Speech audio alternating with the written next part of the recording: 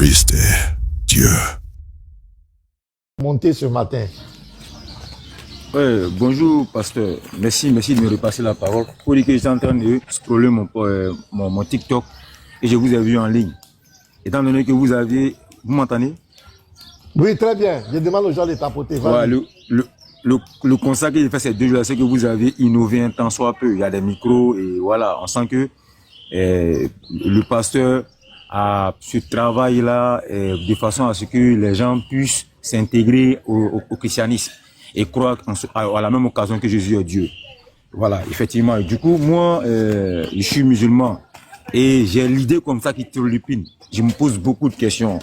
Parce que moi, je crois qu'il y a pas mal de chrétiens, des groupes de chrétiens déjà, et lorsqu'on leur parle de Jésus, il y a plein qui confirment déjà Jésus comme fils et étant envoyé de Dieu. Par contre, il y a plein, ce qu'on appelle les modalistes, pas de façon péjorative, hein, qui disent que non, Jésus, il est en même temps Dieu et fils.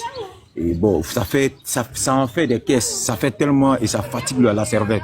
Et donc là, étant donné que le pasteur a une connaissance, je dirais pas infuse, parce que l'homme ne peut avoir la connaissance infuse, il y a une connaissance en théologie, je venais comme ça à lui. Donc il m'explique. Voilà. Moi, je veux savoir pourquoi.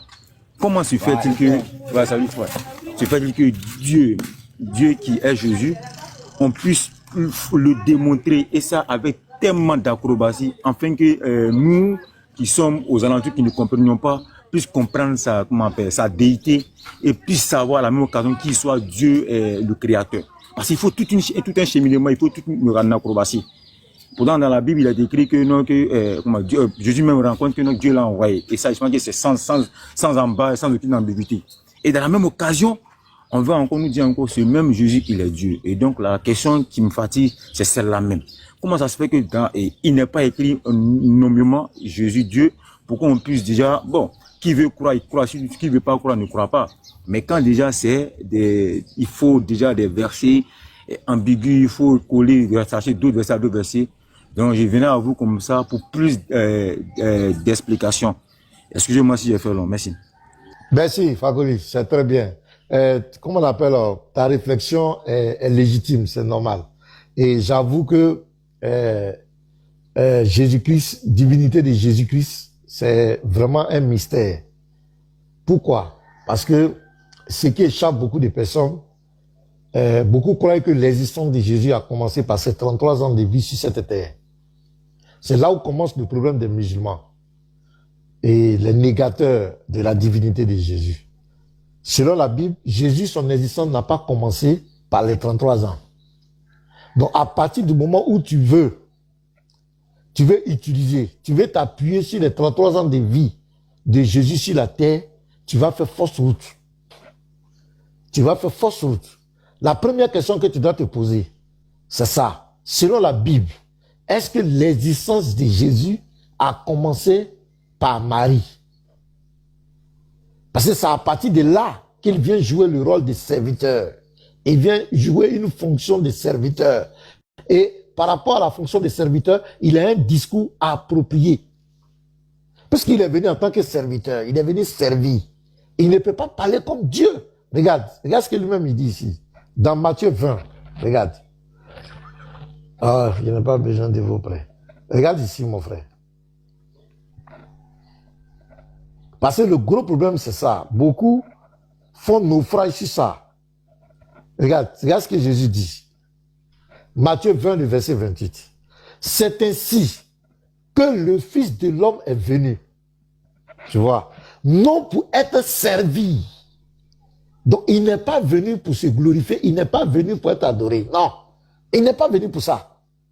Non pour être servi. Il n'est pas venu pour être servi. Il n'est pas venu pour dire c'est moi qui ai crié. Non, il a déjà dit ça. Il a déjà dit ça dans Ésaïe, dans Jérémie, dans les autres livres. Il a déjà dit, c'est déjà présenté comme le créateur. Mais ici, en tant que fils, il vient pour une mission. Qu'est-ce qu'il vient faire? Il dit non pour être servi, mais pour servir. Il est venu en tant que serviteur. Et donner sa vie comme la rançon de plusieurs. Il est venu pour une mission bien déterminée. Donc il n'est pas venu pour se glorifier. Il a déjà dit, Jésus-Christ, ce n'est pas un homme qui devient Dieu. Jésus-Christ, c'est Dieu qui s'est fait homme. C'est Dieu qui se matérialise, qui rentre dans sa création. Et quand il vient dans sa création, il vient jouer le rôle de serviteur, d'envoyé. Mais avant qu'il soit serviteur, avant qu'il soit envoyé, il était qui? Je te donne un autre verset dans la Bible. Regarde ici. Colossiens 1. Regarde, je prends le verset 15. Il est l'image du Dieu invisible, c'est-à-dire le Dieu qu'on ne voit pas là. C'est sa phase visible qui est là, sa manifestation visible là. Le premier-né de toute la création. C'est-à-dire que quand il rentre dans la création, l'expression premier-né représente ici la prééminence, la prédominance, la prépondérance. C'est-à-dire que quand il rentre dans la création, il devient l'élément important, l'élément, la chose la plus importante. Maintenant, regarde le verset 16. Car en lui ont été créées toutes les choses qui sont dans les cieux et sur la terre, les visibles et les invisibles, trône, dignité, domination, autorité, tout a été créé par lui et pour lui. Et regarde le verset 17. Il est avant toute chose. Tu comprends? Il est avant toute chose. Il est avant Marie. C'est lui qui a créé. C'est pour lui que tout a été créé. Par lui et pour lui. C'est pour lui. Mais pour que les choses soient créées, il faut que lui il existe pour qu'il crée ces choses. Il faut que lui il existe avant ces choses. Donc il a existé avant Marie. Il a existé avant même de venir sur la terre. Mais avant qu'il vienne là, c'est lui, par lui et pour lui que tout a été créé. Il est avant toute chose. Regarde le verset 17. Et toute chose subsiste en lui. C'est-à-dire que si lui n'est pas là, il n'y a pas d'existence. Si lui n'est pas là, il n'y a pas de vie. Donc là, le petit problème de vous les musulmans, c'est ce côté-là. Vous croyez que l'existence de Jésus a commencé.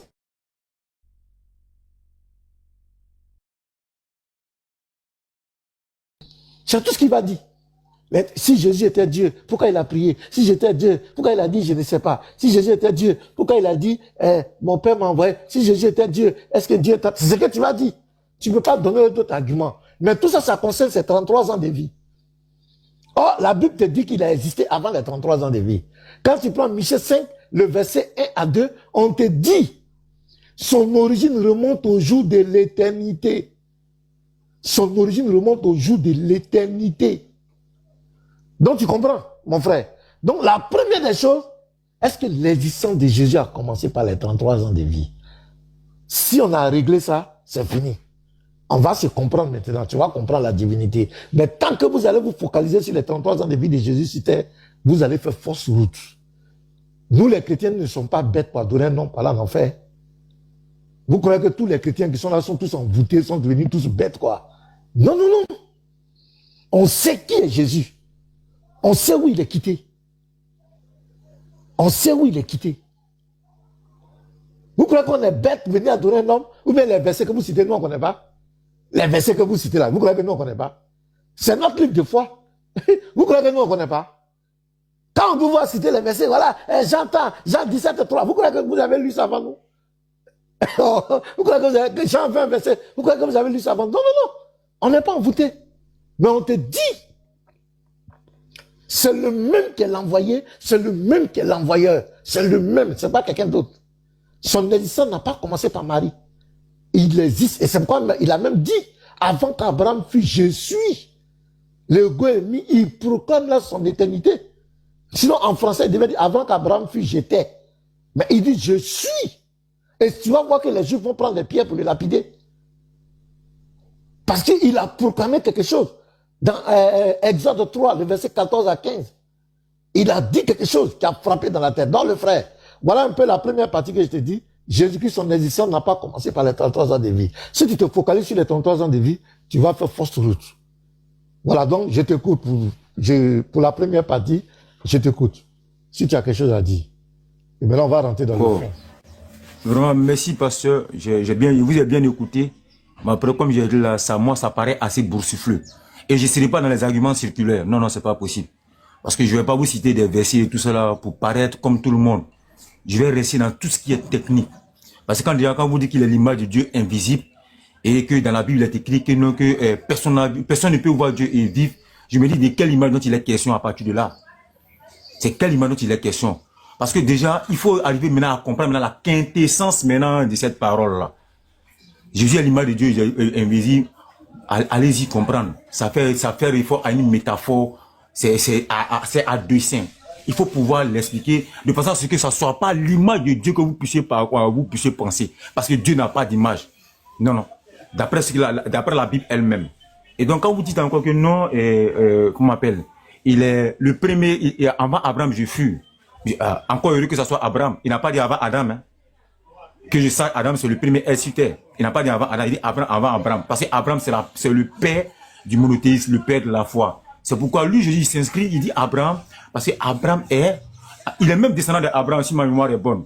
Si je veux pas vous bousculer avec trop de questions, parce que là où je suis trop petit vis-à-vis de Kobina, qui est mon maître à moi, qui va peut-être prendre la parole à mon nom. Kobina, je le dis pas, non, ça c'est avec, non. Kobina qui est là, je vais vous laisser comme ça discuter avec Monsieur Kobina. Fakoli, Oui. Fakoli. Allez-y, pasteur.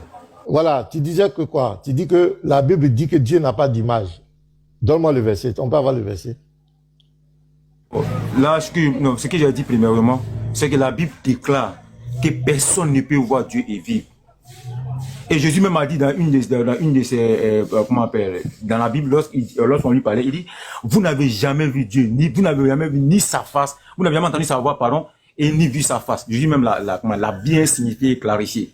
Donc moi, déjà, quand il me bat déjà sur ces propos de Jésus lui-même, je me dis que le Dieu dont il est question maintenant, si c'est son image, c'est que c'est une image qui n'a rien à voir avec l'image apparente.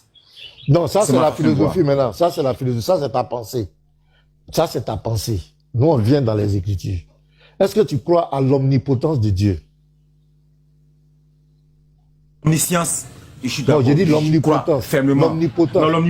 Non, l'omnipotence de Dieu, j'y crois pas. Non, ça a toute puissance. Est-ce que Dieu est tout puissant? L'omnipotence, c'est la toute puissance. Oui, il est tout puissant là, je suis carrément d'accord. Parce que l'omnipotence fait allusion au fait qu'il soit partout. Maintenant, quand Jésus dit, personne ne peut, la Bible dit, personne ne peut voir Dieu. Ici, tu dois comprendre que Dieu, dans son essence, il est invisible, il est éternel. Mais est-ce que Dieu, dans sa toute puissance, peut se faire voir? Si Dieu veut se faire voir, est-ce qu'il peut se faire voir? Bon, d'accord, je pourrais répondre en disant qu'il se ferait voir par des prophètes qu'il envoie, des messagers, pour pouvoir... Non, je ne parle pas des prophètes. Je ne parle pas des prophètes. Ça, c'est autre chose. C'est autre chose. D'accord. J'ai dit, je prends par exemple, je te donne un exemple. Regarde ici. Je prends nombre. Tu vas comprendre ce que je suis en train de dire. Parce que, quand on fait les débats aussi, il faut faire très attention, parce qu'on parle de Dieu. Voilà. On parle de Dieu. Regarde, nombre 12, le verset 8. C'est l'Éternel qui parle. Il dit, bon, je vais prendre à partir du verset 6. Et il dit, écoutez bien mes paroles. Lorsqu'il y aura parmi vous un prophète, c'est dans une vision que moi, l'Éternel, je me révélerai à lui. C'est dans un songe que je lui parlerai. Il n'en est pas ainsi de mon serviteur Moïse. Il est fidèle dans toute ma maison. Verset 8, je lui parle bouche à bouche. Je me révèle à lui sans énigme. Et il voit une représentation de l'Éternel. Tu vois ici? Il voit une représentation de l'Éternel. Tu vois? Comment tu comprends ça, Fakoli? Ce verset. Pasteur, je pense que le verset il est assez clair, hein, il est assez explicite. Quand lorsqu'on parle de représentation, c'est qu'il n'a rien à voir avec la face physique, c'est pas possible. Et lorsque le Seigneur dit comme ça, j'explique. Parce que le Seigneur se révèle de trois manières, comme vous l'avez bien cité là. Soit par audiblement, par, comment on appelle, derrière un voile, ou sinon dans des rêves, si ma mémoire est bonne. Non, faut pas aller dans le courant. Moi, je suis pas en train de parler du Dieu du courant. Ok, d'accord. Non, avec ce que vous avez expliqué tout à l'heure. Attends, je viens. Non, en amont, vous avez dit des choses. Écoute-moi, Fakoli. Ce que je vais te dire, nous les chrétiens, quand on parle de Dieu là, on ne parle pas du Dieu du courant. Je te demande pardon. Donc, faut pas mélanger. Je ne parle pas du Dieu du courant. Nous, on n'a rien à voir avec le Dieu de l'islam. Notre conception de la divinité et vous, votre conception de votre divinité, c'est pas la même chose. Tu m'as posé des questions dans la Bible. Restons dans l'esprit de la Bible. Faut pas mélanger derrière voile, derrière temps. Faut pas, ça, c'est l'islam. Le verset D'accord, dit, pasteur. écoute-moi, il dit, je lui parle bouche à bouche. Ça, c'est un. Je me révèle à lui sans énigme. Ça veut dire quoi? Tout ce qu'il pourra dire avec, il pourra faire avec Moïse, c'est lui-même qui le ferait, sans toutefois passer par un intermédiaire. C'est ce que ça veut signifier en fait. Mais il y a une explication encore qu'on peut donner. Je viens. Il voit. Et puis on dit, attends, et il voit une représentation de l'Éternel. Ça veut dire quoi? C'est là on en vient maintenant au fait. La représentation ne veut pas dire que la personne physique de l'Éternel, ça n'a rien à voir. Pasteur. Oui, la représentation de l'Éternel. La représentation, ça veut dire que tout ce que Moïse pourrait voir de Dieu n'est que sa manifestation. C'est une manifestation en quelque sorte. Ce qui n'a rien à voir avec le Dieu et son physique présenté à Moïse. Manifestation, ça veut dire quoi? Ça veut dire quoi? Quand tu parles, ça veut dire quoi? Là, parce que pour tout couper, parce que je dirais que Moïse à l'égard des autres, à l'instar des autres prophètes, oui. il a eu des missions que Dieu a pu leur confier à eux tous. Mais sauf que lui exceptionnellement, Dieu lui parlait sans toutefois avoir à passer par l'ange Gabriel comme il a fait pour les autres. Non. Je me dis que c'est ça, quoi. C'est pourquoi on parle de non, je viens. Attends. D'abord, non. Je lui parle bouche à bouche. Ça, on est d'accord. Là, il ne parle pas avec quelqu'un. Il n'y a pas intermédiaire. On est d'accord. Donc, il y a le bouche à bouche. Je lui parle bouche à bouche. Donc, ça veut dire que c'est la partie là, il n'y a pas d'intermédiaire. Je me révèle à lui sans énigme. Et il voit une représentation de l'Éternel là. Bon frère, attends, on prend un exemple. On prend un exemple pour que tu comprennes. Allons-y dans Exode 33. Regarde ici. Exode 33, le verset 18 et suite. Moïse dit, fais-moi voir ta gloire. Moïse dit, il veut voir la gloire de Dieu.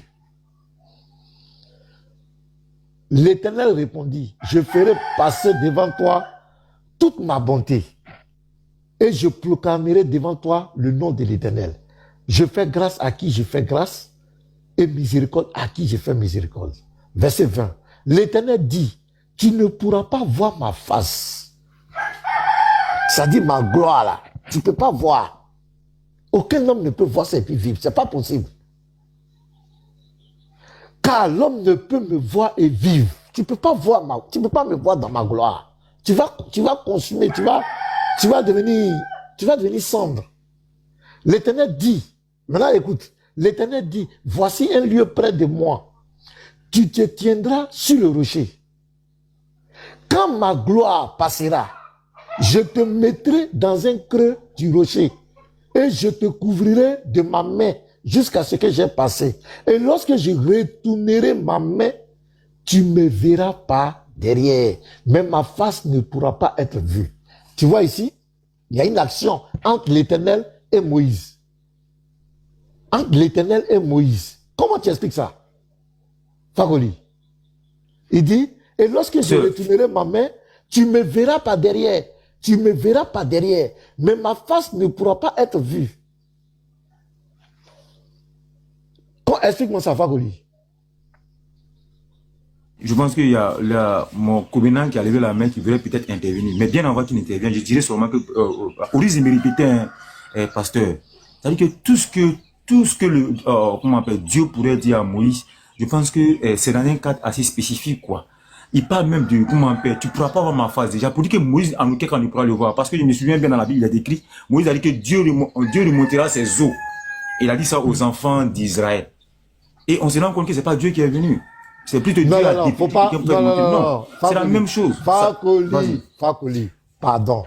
Faut pas prendre l'esprit de Takia là pour envoyer ici, pardon. Non, c'est pas de la Takia. C'est quoi on va faire, pasteur? Attends, je viens. Et lorsque je retournerai ma main, tu me verras pas derrière. Mais ma face ne pourra pas être vue. C'est ça que j'ai dit d'expliquer. Mais justement, mais là, c'est pas, en moi, je me fais pas derrière là. Quand Moïse voit Dieu pas derrière là, c'est Dieu, mais c'est pas Dieu. On va simplifier. Fakoli, est-ce que le derrière de Dieu là, est-ce que c'est Dieu? Voir Dieu pas derrière là, c'est lui, c'est pas lui. Est-ce que le derrière de Dieu, c'est Dieu? D'accord. Bon, ça c'est difficile de répondre oui ou non. Ou sinon, pas une réponse. Je relis le texte pour toi. Et lorsque je retournerai ma main, tu me verras par derrière. Moïse verra qui par derrière. D'après le texte. Comment? Dieu d'après le texte. Donc Moïse a vu le derrière de qui? Allons-y, continue. Oui, c'est ça. Non, mais pas lui. Moïse a vu le derrière de Non, mais qui? faut. Non, parce que mine de rien, il parle de la face après qui ne pourra pas voir. Déjà, mais il Non, a réponds simplement à la question. Nous sommes sur la première question. Tu me verras par derrière. Donc Moïse a vu le derrière de qui? C'est le derrière de Dieu, d'après le texte, comme il a dit tantôt. D'accord. Est-ce que le derrière de Dieu, c'est Dieu? C'est Dieu lui-même? Ou bien c'est le derrière d'une autre personne? Oh. Il est difficile pour moi de pouvoir répondre sans pouvoir avoir. Non, c'est difficile parce que déjà Dieu a dit à Moïse. On parle pas d'Allah. Dieu a dit à Moïse, non, je viens. On Dieu a parle dit à pas Moïse d'Allah. que. On est dans le. Oui, Dieu a dit quoi à Je suis Moïse? d'accord. Dieu a dit quoi à Moïse? Dieu parlait audiblement à Moïse, sans Oui. toutefois révéler sa face. Il a dit que Moïse, si Moïse le voyait, il va se liquifier. C'est-à-dire Voilà, que c'est si le Moïse propos de voyait Dieu. quoi, Dans voyait tellement quoi? Dieu, je viens, je finis. Attends, Si non, Moïse arrive à voir la face de ne saute Dieu, pas les mots, ne saute pas les mots. Si Moïse voyait quoi? Son dos, son derrière ou bien sa face? Si Moïse voyait quoi? écoute, je parle de Dieu même dans son essence. Si Moïse arrive Non, seulement là, nous sommes dans le texte. On va percevoir, parler de il Dieu sera dans son liquéfié. essence. Non. Le texte est clair. Si Moïse voyait quoi? Sa face ou bien son derrière? Qu'est-ce que Dieu a dit? Sa face ou bien son derrière? Là, il parle de sa face, que Moïse ne peut voir sa face. Merci beaucoup. Est-ce que l'Éternel a dit qu'il ne pourra pas voir son derrière? Uniboy, moi je vais passer comme ça là, le flambeau à Kobena. Je suis pas le seul musulman ici.